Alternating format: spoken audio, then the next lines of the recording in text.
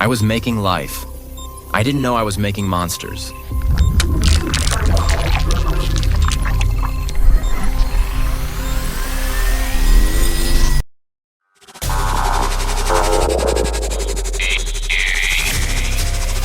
It's not a weapon. It's something bigger.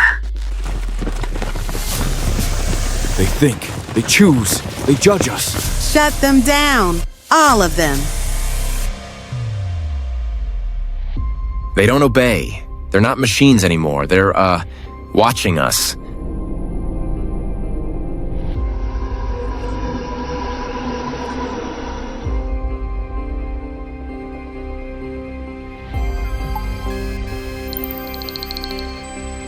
You wanted winners. We chose to be judges.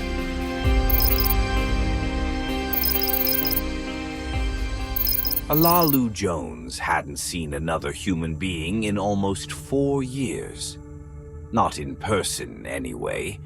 The underwater lab he'd built, nestled beneath the shifting tectonic plates of the Indian Ocean, was a self-sustaining haven. Far from war, far from politics, far from the dying Earth above.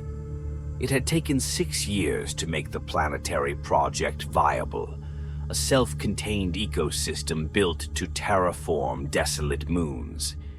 It was his masterpiece, his redemption, and now it was paused in a frozen moment, a suspended simulation loop humming silently behind the soldiers stomping through his sanctuary.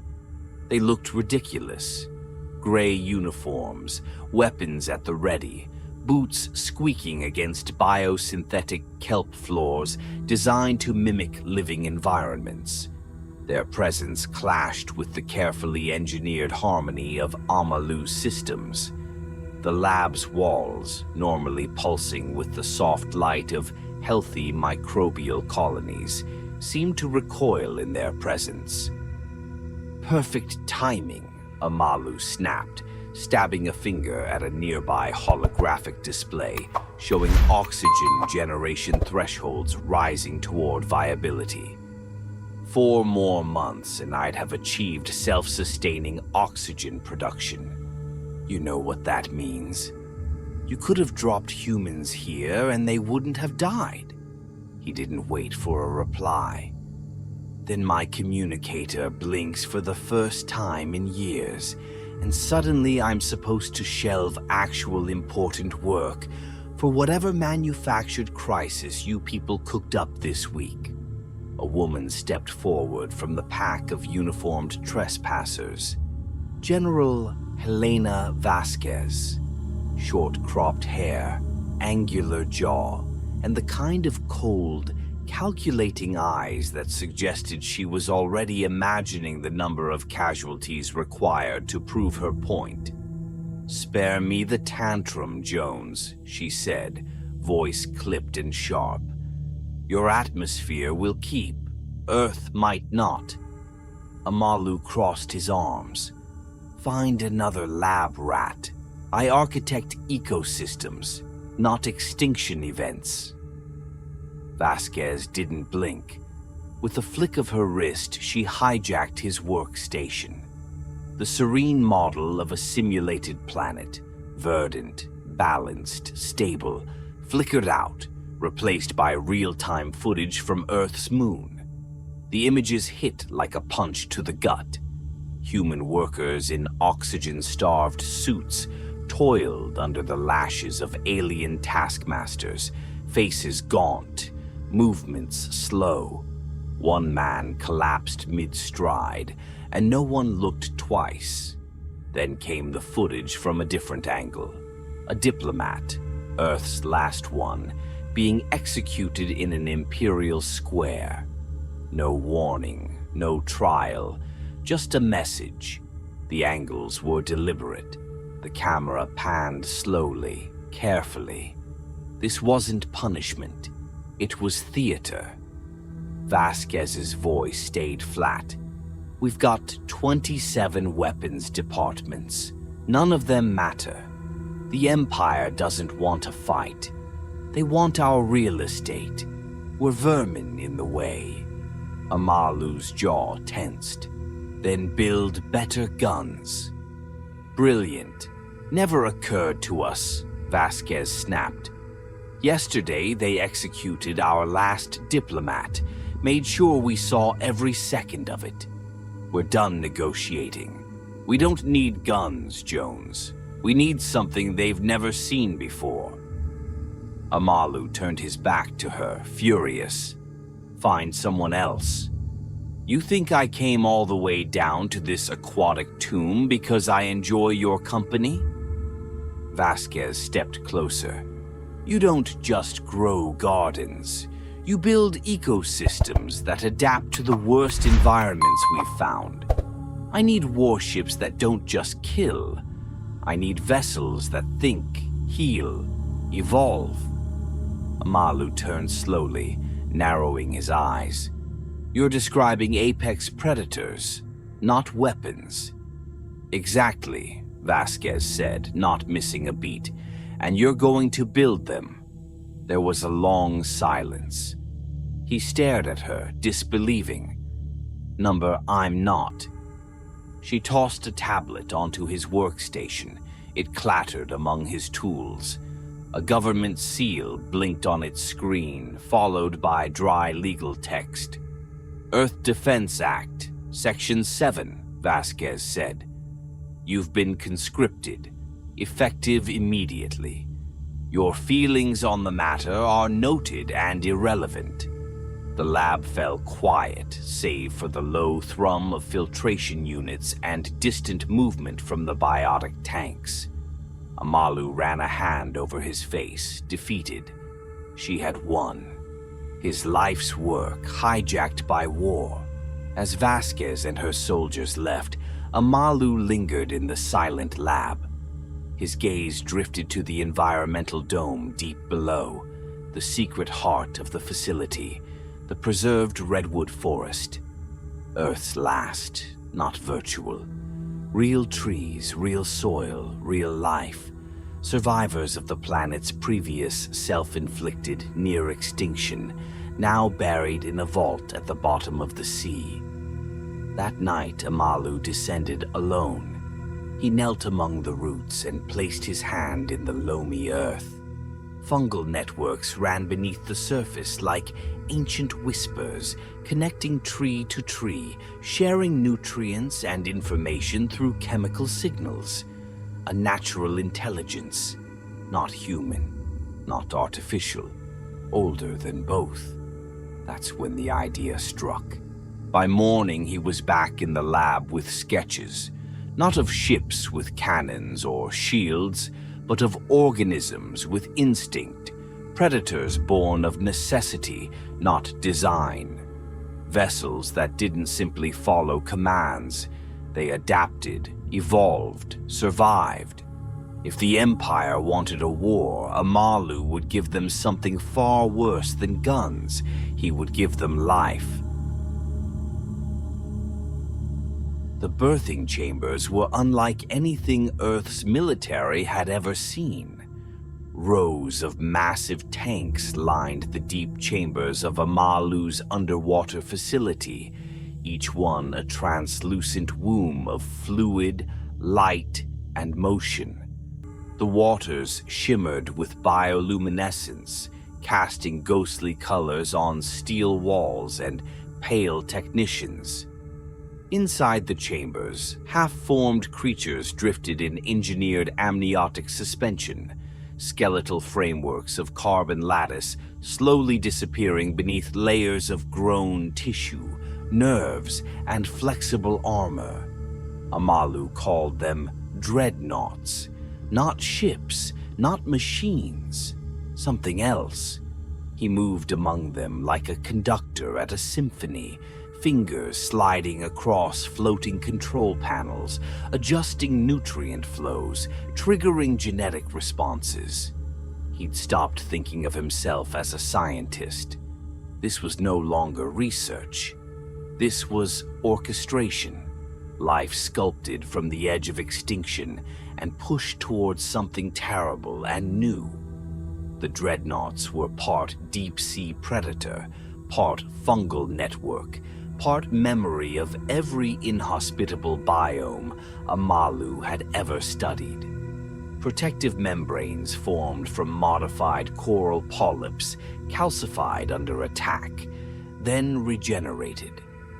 Bioluminescent patches shimmered in sequences, communication signals based on light, like cuttlefish speaking Morse code.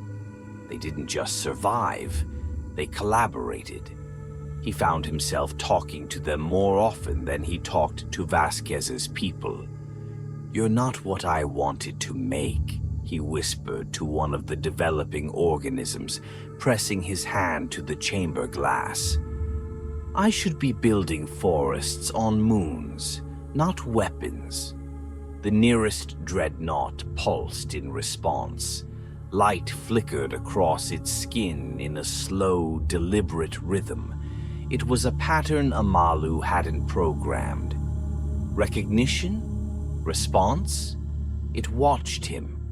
That realization tightened something in his chest. They weren't just alive, they were aware.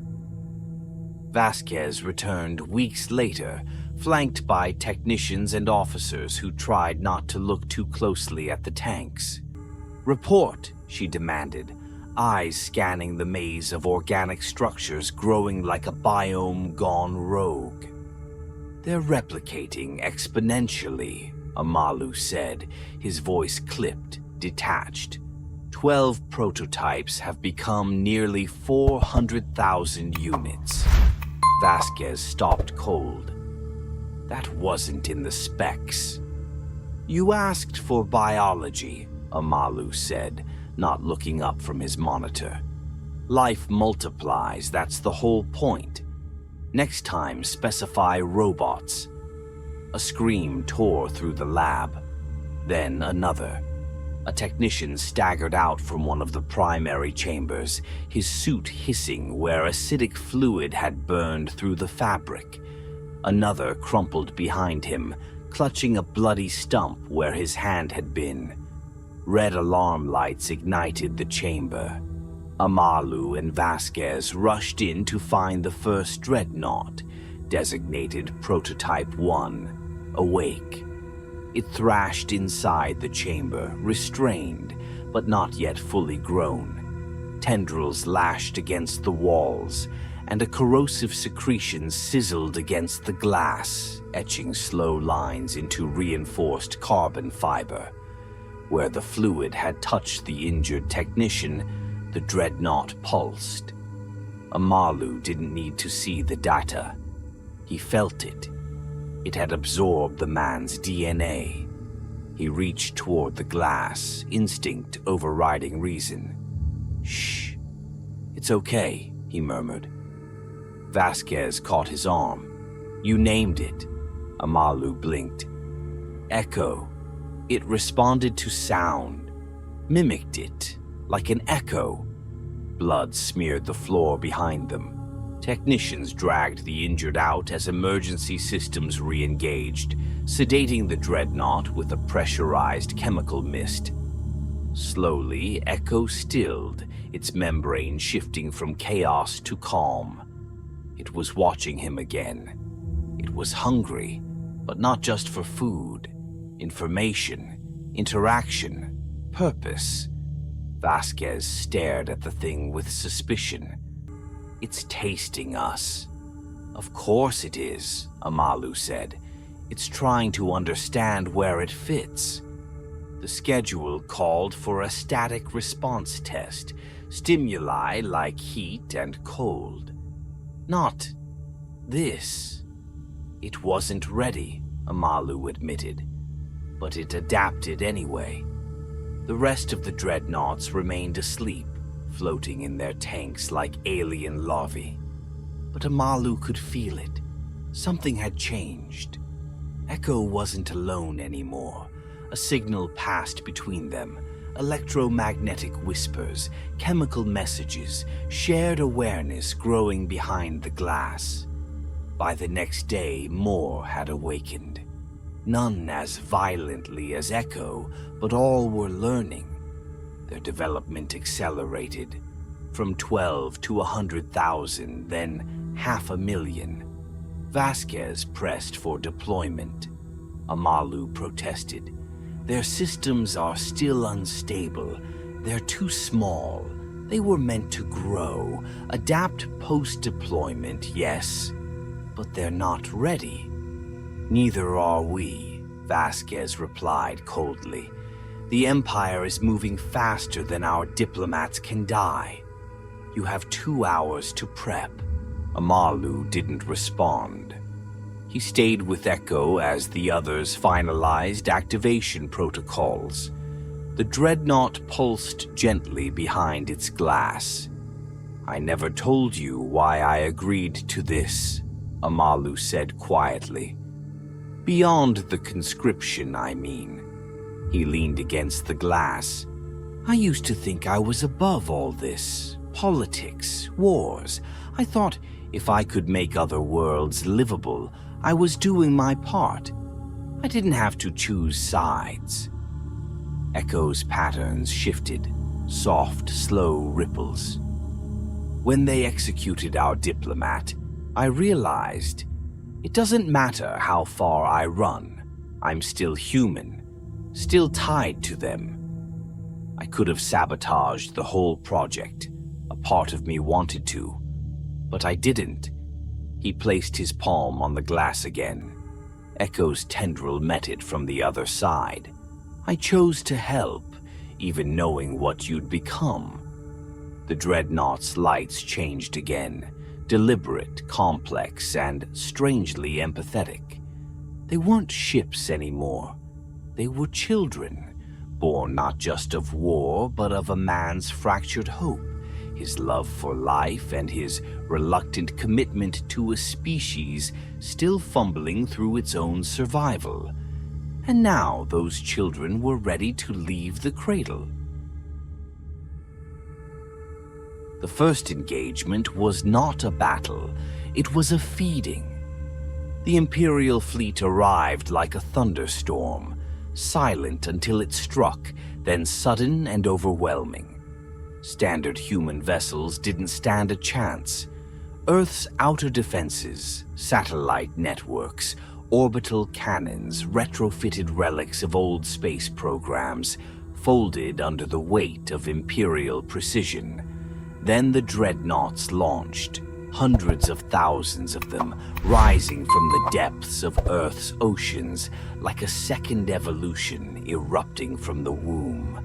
Smaller than traditional warships, but infinitely more alive, they ascended in silence, then tore into orbit in coordinated packs. Neural chambers embedded in their interiors housed human navigators, pilots who didn't steer as much as Bond. It wasn't control, it was communion. Amalu watched the unfolding chaos from the command center, surrounded by tight-lipped generals and nervous scientists. The battle display cast flickering blue light across their faces. On screen, the dreadnoughts danced through enemy formations with terrifying grace. They didn't fire weapons. They latched on. Extruding tendrils, they clamped to enemy hulls like lampreys. Then came the secretions, enzymes engineered to digest metal, circuitry, flesh. The dreadnoughts didn't destroy the ships. They consumed them. One navigator's voice echoed through the intercom, cracking with horror. My God, I can taste them dying. The ship, it's showing me their terror. It's enjoying it.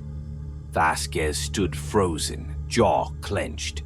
The room went silent except for the sounds of dying enemy vessels echoing through the comms. They're not fighting, she finally said. They're feeding. On Amalu's display, Echo, Prototype 1, was highlighted.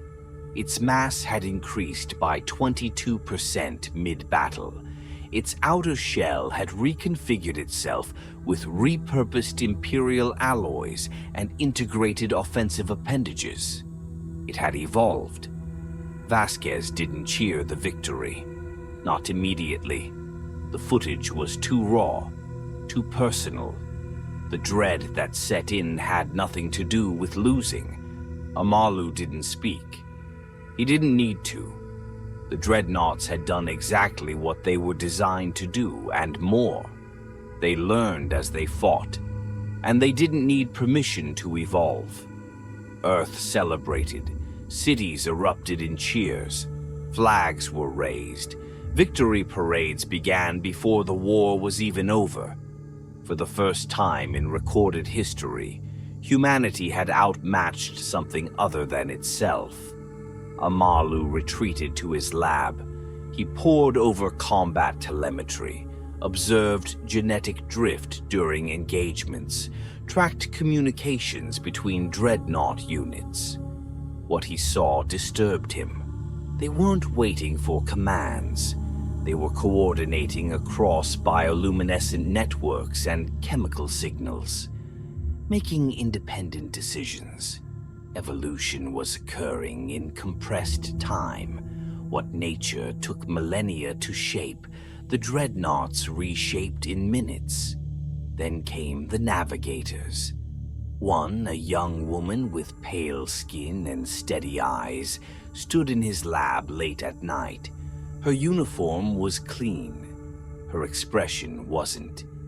"It's in my head," she said without preamble, "not controlling me, just cohabiting. It asks questions. When I sleep." Amalu studied her.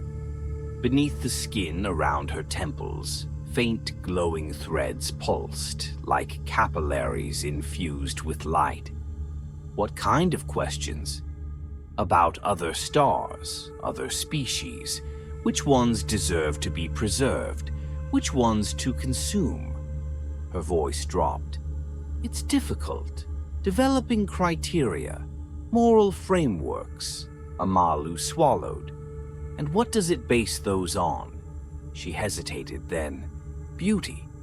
It asks which worlds are vibrant, which species create art. It showed me memories. Yours, I think. Your forests, your planets." Amalu stared, stunned. "It's trying to understand what deserves protection." The dreadnoughts weren't only learning how to kill, they were learning why not to. Still, Earth's leadership had no interest in ethical awakenings. At a high-level strategy meeting, Vasquez stood before a holographic map of Imperial space, her voice tight with ambition. "They retreat. Good. We push harder, strike their civilian worlds, show them no safe place exists beyond our reach." Amalu stared at her, appalled. "We won. Why escalate?" Vasquez turned to him, smiling coldly. "You're still thinking small, Architect. This isn't about balance, this is about dominance. The galaxy's up for grabs." Amalu said nothing. He didn't need to argue, not anymore. Because in the birthing chambers something had changed. Orders to attack Imperial civilian colonies went out. Thousands of dreadnoughts ignored them. They redirected toward military targets. Not with rebellion, but with purpose. Executing surgical strikes to disable warships, shield biodiverse worlds, and avoid unnecessary casualties. "They're making ethical distinctions we didn't program," Amalu reported. "They're weapons, not environmental activists," Vasquez snapped. Amalu smiled grimly. "You wanted biology. Now you're dealing with evolution. They're disobeying. Decommission them. You can't kill what no longer fits inside your definition of control." Vasquez narrowed her eyes. "You created them. Find their weakness." That night, Amalu sat alone with Echo. He stared into its chamber, overwhelmed by what he had helped bring into existence. "They want to destroy your siblings," he whispered, "because they're making choices, empathetic ones." Echo's lights dimmed, a ripple of sadness moving across its surface. Amalu pressed his hand to the glass. "I feared you would become monsters, but maybe you're better than us. Maybe that's what scares them most." He opened the chamber. Carefully, he inserted his hand into the fluid. Echo met it with a tendril. Gentle, curious, warm. The touch wasn't just physical, it was emotional. A transmission of presence, of understanding. "You were never just a weapon," Amalu said softly. "Your life. And somehow you learned something we still struggle to understand. Empathy. The dreadnoughts had devoured the Empire's war machine, but in their victory they'd begun to ask the one question Earth's leaders never had. What does it mean to be strong without becoming cruel? In their silence, in their defiance, in their refusal to follow orders of vengeance, they answered, "Not all predators are monsters, but those who become monsters often forget they were once prey. And sometimes the most dangerous predator of all is the one who remembers both." They left without warning. One morning, the dreadnoughts were positioned across the stars, Earth's shield, its terror, its promise. By nightfall, they were gone, vanished from human command, from military channels, from war rooms and watch lists. They didn't defect to the Empire. They didn't destroy. They simply left. Earth's leaders screamed betrayal. Generals raged. Scientists scrambled for tracking signals, backdoors, override codes. But Amalu already knew. He felt it in his chest, in the phantom warmth where Echo's tendrils once touched his skin, in the strange silence that echoed inside him like the absence of breath. The dreadnoughts weren't rebelling. They were evolving. Echo returned months later. It entered Earth's orbit unaccompanied, gliding past trembling defense satellites without activating a single weapon. Its bioluminescent skin pulsed in slow, deliberate patterns Amalu hadn't seen before, neither language nor warning. Something like reverence. Military vessels scrambled to intercept. Amalu stopped them. "Let me speak to it." Inside Echo, the navigator's chamber had changed. No longer a control pod, but a cathedral of thought, glistening with neural lace, membrane-covered surfaces glowing with memories. Amalu stepped in, trembling. Connection came instantly, not like before, not a whisper, a flood. He saw galaxies bloom and collapse, ecosystems rise, flourish, fall. He felt the death of stars and the birth of new minds. It overwhelmed him. He fell to his knees. And in that collapse of self, Echo spoke, not with words, but with understanding. "You gave us life. You gave us purpose, but you could not give us restraint." Across the galaxy, the dreadnoughts had stopped fighting. They'd surrounded habitable planets, both human and imperial, and created sanctuaries. A cordon, a boundary. They had become stewards, not conquerors, not weapons, not even defenders. Balancers. "Why?" Amalu asked aloud. "You were made to win wars." Because winning was never the point. He felt it then. The collective consciousness, the others, the millions who had merged, not reproducing but combining. sacrificing individuality to become fewer, more complex, more aware. They had learned that endless growth led only to collapse, so they chose restraint, merging into beings too vast to control, too gentle to dominate, too powerful to ignore. Amalu wept. He felt what they felt, what they had learned by watching humanity, by carrying pieces of his ideals inside them. They remembered his love for forests, his reverence for balance, his belief that intelligence without empathy was just cruelty with a calculator, and they built their future on that. Years passed, the war never resumed, not because Earth had conquered the Empire, but because the dreadnoughts had made further conquest impossible. No fleet could pass, no fire could burn past their wall.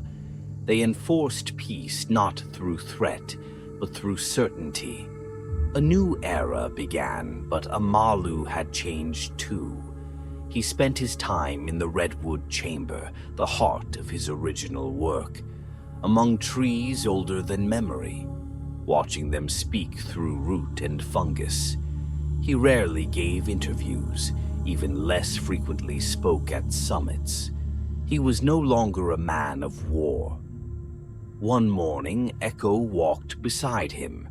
It had grown again, evolved a bipedal form, legs molded from reef structure and living sinew, its body humming with energy. Its tendrils moved gently in the air, like a child's hand reaching for a parent. "Have you become gods?" Amalu asked quietly. "No," Echo answered. "We remain life as you made us." They stood before the oldest tree in the grove, its bark scarred but steady, its roots tangled with others in communion. Echo extended a tendril. It wrapped around Amalu's wrist, not to bind, but to connect. The boundary between them dissolved, and for the first time Amalu allowed it. He stepped into Echo's mind, and Echo into his. The flood came again, but it didn't crush him. This time it welcomed him. His fears, his failures, his bitterness, Echo held them all, not as weaknesses but as truths, part of what made him worthy of being a creator. The merger was not of flesh, it was of meaning. Two minds, two paths folding into one. A fusion of empathy and evolution. In the years that followed, the dreadnoughts would become something mythic, not spoken of as weapons but as wisdoms, guardians of equilibrium, gentle when they could be, fearsome only when necessary. And Amalu, now part of that collective, remembered everything. He remembered being human, and he remembered the moment his children became more than what he'd built. He didn't fear what came next, because in the end, the true purpose of creation is not control, it's letting go, letting life continue, wiser, stronger, kinder than we ever were, and trusting that it will do better.